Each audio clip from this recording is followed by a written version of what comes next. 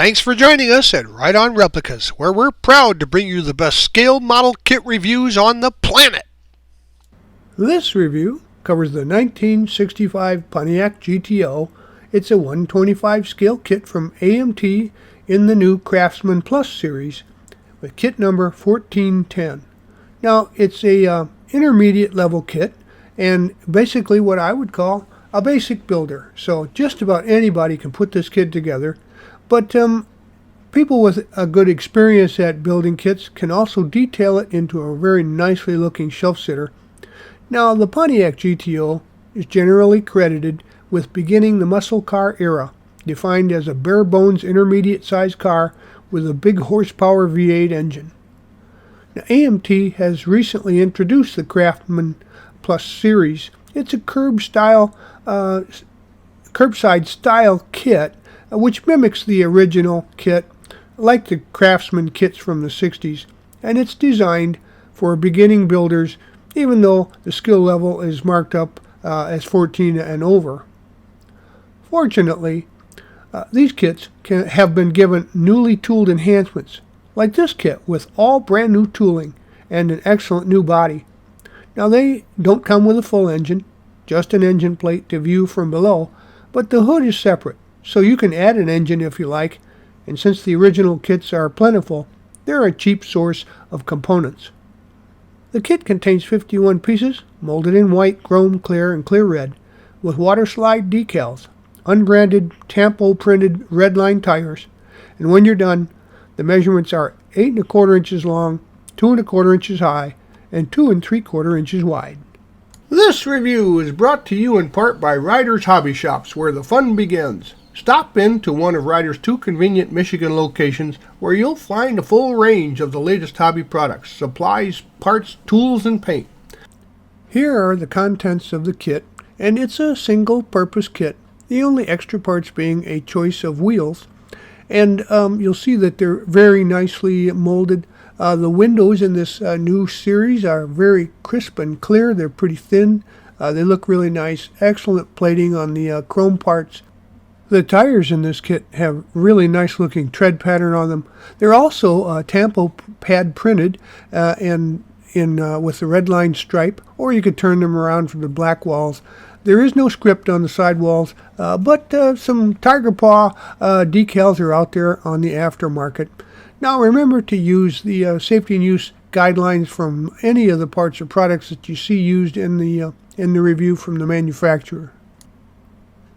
Here are the decals for the kit. They're very nice. The register is very good. The colors are correct. And if you want to put them on in place of the markings that are on the body, you'll want to sand those off, remove those before you put the markings into place. And as you'll see, I used the white stripe markings there on the ridges of the fenders. And if you want to use some of the other decals, like gauge decals and things that are going over details, you're going to want to use some setting solution to get them to settle in on over the lines and features. Normally, the first thing that I do is prep and paint the body, and I'm going to do that in this case. You'll also need to add the hood scoop louvers there to the hood, and also you're going to want to clean up the body of any parting lines. You'll find those very slight ridge lines along the fenders and up over the drip edge, down the C-pillar, and then back to the tail gate on the ridge there. But they're easy enough to remove, just a light sanding in this case because they're so slight. Here you see some of the body scripting that I'm going to remove and blemishes that are on the body. And you're going to want to remove those if you're going to use the decals so that you don't have to worry about them not fitting over them and contouring properly, as they generally do not.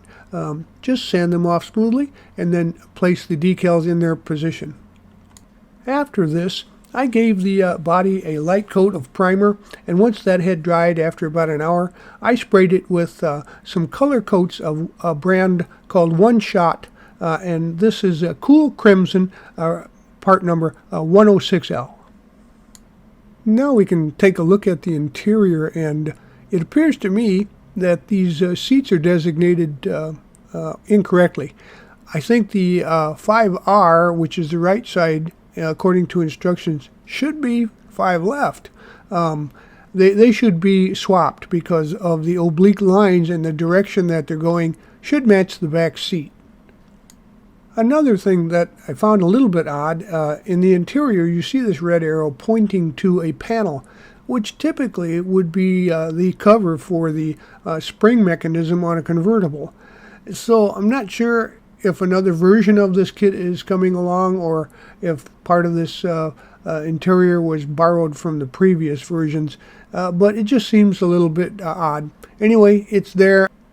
So here are the components to assemble the interior. As you can see, I painted the interior and the seats and the dashboard with semi-gloss black. It comes with a nice set of gauge decals, and I used a highlighter, a chrome highlighter for the dash insert there, as well as the spokes and center of the steering wheel. And then it's easy assembly. You just glue the parts together now with a wood tone steering wheel rim there, and once those are dry, put them all together and get them ready to insert into the body. And now we can resume some work on the body. And you can see the red arrows there pointing to the windows, and there's some posts that the windows are glued onto, so there's plenty of room to glue those in place without getting it onto the windshields. And so also you notice that prior to that, of course, I had painted the roof and the pillars on the inside of the interior a flat black. Now here you see the underbody. The engine plate there is of course gloss black, and the engine itself is Pontiac blue with a steel colored transmission. Now the chassis has a little bit of body overspray on it, as you can see, but the frame is picked out in a nice glossy enamel along with that front end, which is in place, and the standard aluminum mufflers and steel exhaust pipes are attached also. You can see the steel drive shaft in place there was picked out, along with the fuel tank and the straps that are put into place there. It's really a nice looking underbody once you pick it out. It's not the full kit detailing, but it still looks pretty good on your shelf. I chose to use the rally wheels and added a little black wash to those to bring out the highlights. The wheel backs are painted medium gloss black, and they're very easy to assemble. You just insert the the wheel, inner wheel on the back side, and then the outer wheel, the chrome part. Glue them together and just make sure you scrape off any chrome for the contact point. And these are nice, clean-looking tires for the mid-60s look, and they'd look even better with some of those Uniroyal radial tiger paw decals on them, but those are from the aftermarket, so you can look for those. Locate the contact points for your chassis and body combination there, and scrape off any paint so that the glue will stick. And you should use some strong glue here, super glue, or maybe even epoxy, and glue it into position. With the axle plates on the front end there, you can slide the metal axle through and squeeze the wheels onto it, and that will give you your rolling chassis. So here you see that the body has been decaled and it's all nicely dried, so we can add that to the chassis at this time. Once again, locate those mounting points. It goes on into some positionable bosses there, and use some strong glue to glue it into place solidly onto the chassis. And here is the front grille and the bumper. The lenses are separate, so they can be added with some white glue to the nacelles there. And you'll notice, of course, there's a Gurr a license plate. The tiger was used in advertising for these early Pontiacs. And also the lenses there, an amber color, so they look really nice. Add some black wash to the grill end. Now scrape the plating off the back side of the grill parts and some paint off of the contact points and glue those into position along with the bumper using the same care there. Gather up these parts to assemble the rear, and you can see the little GTO plate there that was popularized in the song little GTO by the insert panel there looks really nice with a little black wash along the ribs and to show off the emblems back there, along with a little chrome ribbing on the tail lights. So go ahead and install those. Remember to remove the chrome plating if you want the glue to stick. Well, I'm sure that Ronnie and the Daytonas would be proud of seeing their song title on the back of our GTO. But also, I had to go ahead and fashion a tiger tail on a piece of wire hanging from the back. Quite often you'd see that hanging out of a gas cap or something, and it was pretty popular back in the day. Well, like we mentioned, there's just going to be a few decals that you don't use, and I didn't use the stock wheels and hubcaps, so those were the only parts left over from this kit. Well, there you have it. Your kit is complete, and it really looks great. And I'm happy that AMT has brought this back with new tooling and getting all the proportions correct. It's clean, it's crisp, and they've kept the assembly and the price down so that it's more appropriate for entry-level and beginning modelers. But as you can see, it still looks great on the shelf. If you want an easy build that looks terrific when you're done, this is a nice kit.